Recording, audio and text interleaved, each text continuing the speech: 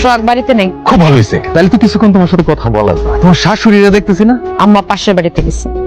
তোমার শাশুড়ি বাড়িতে নাই? আমি আর পারতেছি না, গতকাল রাইতে আমার একটু ঘুম হয় নাই তোমার কথা ভাইবা। আমার হাত ধরছেন কোন সাহসে? হ্যাঁ, বিশ্বাস করো মমতা, আমি আসলেই পারতেছি না।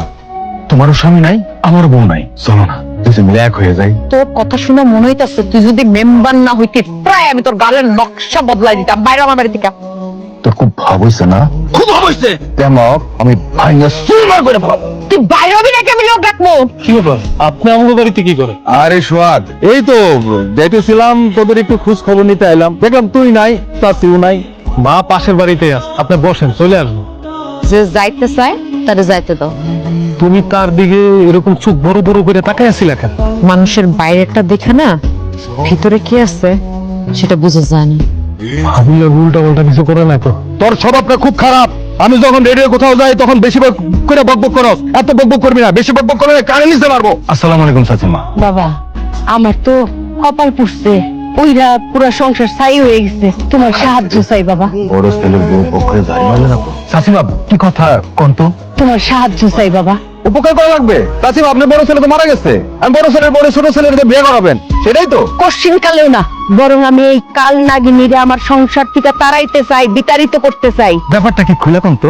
এই কাল নাগিনী আমার বড় ছেলেরে তো খাইছে, আমার ছোট ছেলেরে খাওয়ার পায়তারা করতেছে। আমি কিছুতেই এটা বরদাস্ত করুন না, তাই আমি এই বাড়ি থেকে তার চিরতর বিদায় দিতে চাই।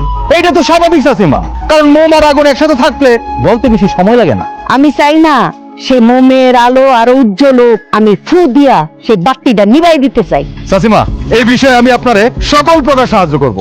আমি গেলাম, আমি তোমার মাঝে মধ্যে ফোন দিন, হ্যাঁ? তুই কইলাম এই চাষিমার ফোনটা ধরো, হ্যাঁ?